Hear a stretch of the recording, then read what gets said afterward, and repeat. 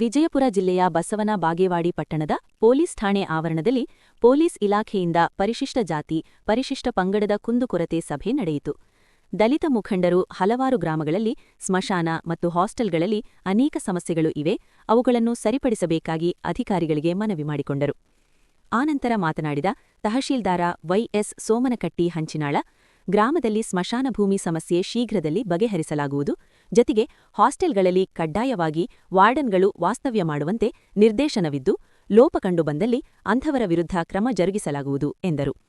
ಇದೇ ಸಮಯದಲ್ಲಿ PI ಗುರುಶಾಂತ ದಾಶ್ಯಾಳ, Ballappa Nandagavi, police Ashok Chalavadi, Arvind Salawadagi, Gururaj Gudimani, Mantesh ಚಕ್ರವರ್ತಿ, ರಾಜು ದಿಂಡವಾರ್, ಸಿಬ್ಬಂದಿ ವರ್ಗ, ಊರಿನ ಮುಂಖಡರು ಉಪಸ್ಥಿತರಿದ್ದರು.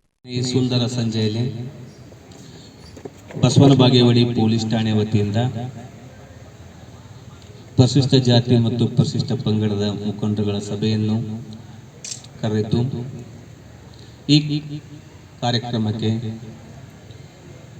ಪೊಲೀಸ್ ಠಾಣೆಯ ವತಿಯಿಂದ ಆಗಮಿಸಿದಂಥ ಮಾನ್ಯ ಡಿಎಸ್ಪಿ ಸಾಹೇಬರಿಗೆ ತಮ್ಮೆಲ್ಲರ ಮತ್ತು ನಮ್ಮ ಪೊಲೀಸ್ ಠಾಣೆ ವತಿಯಿಂದ ಹೃತ್ಪೂರ್ವಕವಾದ ಸ್ವಾಗತವನ್ನು ಬಯಸುತ್ತೇನೆ.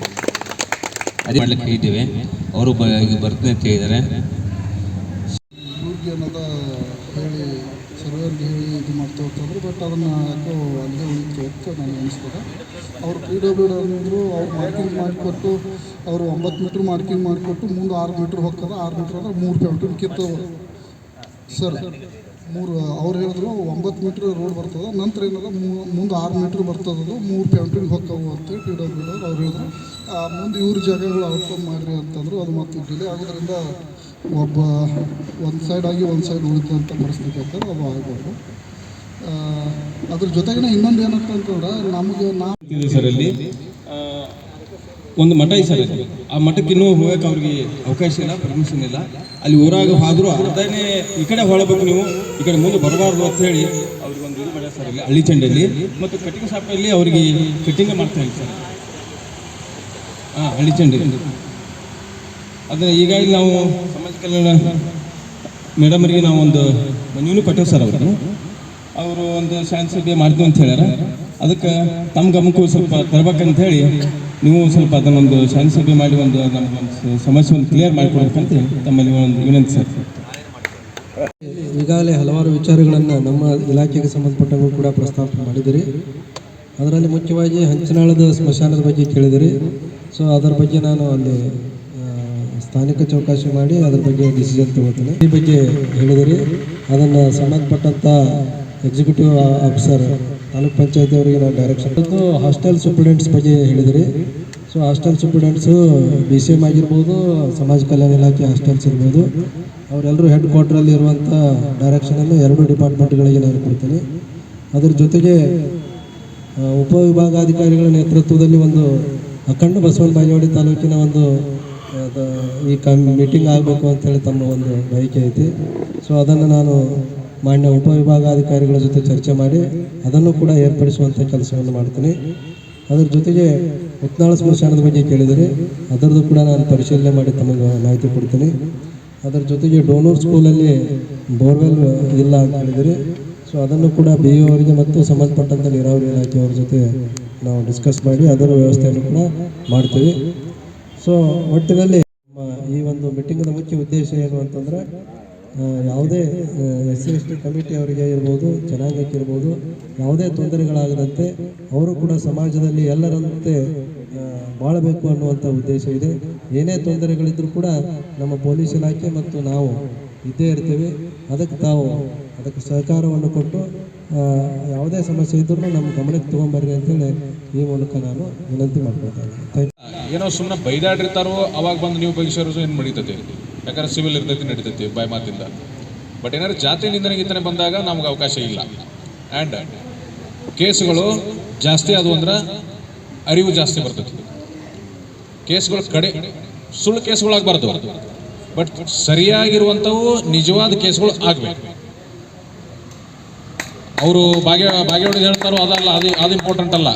ಯಾಕಂದ್ರೆ ಹಳ್ಳಿಗಳಿಗೆ ಯಾವಾಗ ಅಸ್ಪೃಶ್ಯತೆ ನಿವಾರಣೆ ಸಲುವಾಗಿನೂ ಇಂಥದ್ದೊಂದು ಕಾನೂನು ಆಯ್ತಂತ ಲಾಸ್ಟ್ ಒಬ್ಬಕ್ಕಿನ ವಿಧವೆ ಇರುವಂಥ SC ಮಹಿಳೆಗೂ ತಿಳಿತೈತಲ್ಲ, ಆವಾಗ ಈ ಕಾನೂನಿಂದ ಸಫಲತೆ. ಅದ್ರ ಸಲುವಾಗಿ ಕೇಸ್ ಆಗ್ಯಾವತ್ತು ತಲೆ ಕೆಡಿಸ್ಕೋಬೇಡ್ರಿ ನೀವು.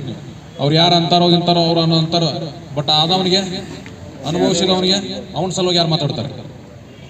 ಸೊ ಕೇಸ್ ಆಗಲಿ, ಅದನ್ನು ಸರಿಯಾಗಿ ತನಿಖೆ ಮಾಡೋ ಜವಾಬ್ದಾರಿ ನಮ್ದು, ನಾವು ಮಾಡ್ತೀವಿ. ಐತಿ ನಡ್ರಿ ಅಂತೇಳಿ ಮಾಡೋಕ್ಕಾಗೋದಿಲ್ಲ. ಪಬ್ಲಿಕ್ ಕೋಆಪರೇಷನ್ ಮತ್ತು ಪಬ್ಲಿಕ್ಕಿಗೆ ನಾವು ಸಾಥ್ ತಗೊಂಡೇ ಕೆಲಸ ಮಾಡಬೇಕಾಗ್ತದೆ. ಸೊ ಅದ್ರ ಸಲುವಾಗಿ number is not important, but ಚಲೋ ಒಂದು ಕೇಸ್ ಆಗಿರುವಂಥ ನಿಜವಾದ ಕೇಸ್ಗಳು ಆಗೋದು ಅದು ಇಂಪಾರ್ಟೆಂಟ್. ಆವಾಗ ಮಾತ್ರ ಪ್ರತಿಯೊಬ್ಬ SC ST ಜನಾಂಗದ ಪ್ರತಿಯೊಬ್ಬ ಕಟ್ಟ ಕಡೆ ಸಮಾಜದ ಸ್ತರದ ಕಟ್ಟ ಕಡೆ ಇರುವಂಥ ಜನರಿಗೂ ಯಾವಾಗ ಹೋಗಿ ಕಾನೂನು ಅದರದ ಎಫೆಕ್ಟ್ ಆಗ್ತೈತಲ್ಲ, ಆವಾಗ ಕಾನೂನು 100% ಇಂಪ್ಲಿಮೆಂಟ್ ಅದ. ಸೊ ಅದ್ರ ಸಲುವಾಗಿ ಚಲೋ ಒಂದು ಕೇಸ್ಗಳು ಆಗಲಿ. ಆಯ್ತಾ? ಈ ಒಂದು ಹುದ್ದೆ ಬಳಕೆ ಹೋಗುವಂಥ ಸಂದರ್ಭದಲ್ಲಿ ಜವಳಿ ಅಂತ ಸುಕ್ಷೇತ್ರ ಇದೆ. ಪ್ರತಿ ಅಮಾವಾಸ್ಯೆ ಬೇಕಾದ್ರೆ ನೀವು 2 ಮತ್ತು 3 ಬೀಟ್ಗಳನ್ನು ಪೊಲೀಸರು ಹಾಕ್ತೀರಿ. ಅಲ್ಲಿ ಜನಸಂದಣಿ ಭಾಳ ಇದೆ. ಅಲ್ಲಿ ಒಬ್ಬ ಹೆಣ್ಮಗಳು ಸುರ್ಪುರದಿಂದ ಆರೋಗ್ಯ ದೇವಸ್ಥಾನಕ್ಕೆ ಮಂಗಳಸೂತ್ರವನ್ನೇ ಕಟ್ ಮಾಡ್ಕೊಂಡು ಹೋದ್ರು. ಹೋದ 2 ಅಮಾವಾಸ್ಯೆಯಿಂದ ಅಳುವಳ್ಳಾಕತ್ತೀವಿ. ಅದಕ್ಕೆ ನಾವು ಅಲ್ಲಿ ಹೆಚ್ಚಾಗಿ ಏನಪ್ಪ ಅಂತಂದ್ರೆ ಅಮಾವಾಸ್ಯೆ ದಿವಸ ಮಾತ್ರ ಟ್ರಾಫಿಕ್ ಭಾಳ ಜಾಮ್ ಇರ್ತದೆ. ಯಾಕಂದರೆ ಆಧಾರ್ ಕಾರ್ಡ್ ಆಗಿದ್ರೆ ಹೆಣ್ಮಕ್ಳು ಸಿಕ್ಕಾಪಟ್ಟೆ ಜನ ಬರ್ತಾ ಇದ್ದಾರೆ. ಈಗಾಗಲೇ 2 ಲಕ್ಷ ಸಮೀಪ ಬಂಗಾರ ಬರ್ತಾ ಇದೆ, ದಾಟ್ತಾ ಇದೆ. ತಾವು ಒಂದು ಬಡ ಹೆಣ್ಮಕ್ಳ ಬಗ್ಗೆ ಅಲ್ಲಿ ಹೆಚ್ಚಿನ ಒಂದು ಅಮಾವಾಸ್ಯೆ ದಿವಸ ಮಾತ್ರ, ಉಳಿದ ಟೈಮ್ಗಳೆಲ್ಲ ವಿನಂತಿ. ಅದಲ್ಲದೆ ಹೂನಿಪ್ರಿಯಲ್ಲಿ ward number 19 sir, ward number 19ರಲ್ಲಿ ಅಲ್ಲಿ ಚಿಕ್ಕ ಮಕ್ಕಳಿದ್ದಾರೆ. ಅದು ಏನೈತೆ ಸರ, ಮಾರ್ಕೆಟ್ ಸೋಮವಾರ ದಿವಸ ನಮ್ಮ ಮನೆ ಹತ್ತಿರ ಹೋಗ್ಬೇಕೆಲ್ಲ ಗಾಡಿಗಳು. ಮತ್ತು ನಂದು ಅಲ್ಲಿ ನಾನು 2-3 ಬಾರಿ ಅವ್ರಿಗೆ ವಿನಂತಿಸ್ಕೊಂಡಿದ್ದೆ ಗಾಡಿಯವ್ರಿಗೆ. ಯಾಕೆ ಚಿಕ್ಕ ಮಕ್ಕಳು ಬಂದ್ಬಿಡ್ತಾರೆ ಸರ್. ಅಲ್ಲಿ ಸೋಮವಾರ ಒಂದೇ ದಿವಸ ಅಲ್ಲಿ ಸ್ವಲ್ಪ ತಮ್ಮ ಬೀಟ್ ಪೊಲೀಸ್ ಯಾರೋ ಒಂದು 2-3 ತಾಸು ಅಂದರೆ ಮಾರ್ಕೆಟ್ ಆಗುತ್ತೆ. ನಾವು ಮಾರ್ಕೆಟ್ ಆಗೋರಿ ಸರ್.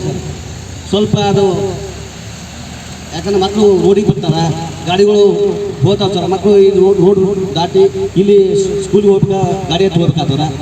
ಅದಕ್ಕಾಗಿ ಪೊಲೀಸ್ ಇಲಾಖೆ ಅದೊಂದು ಸ್ವಲ್ಪ ಮಾಡಿದರೆ ಒಳ್ಳೆಯದಾಗ್ತದೆ. ಮತ್ತು ಮೇಲೆ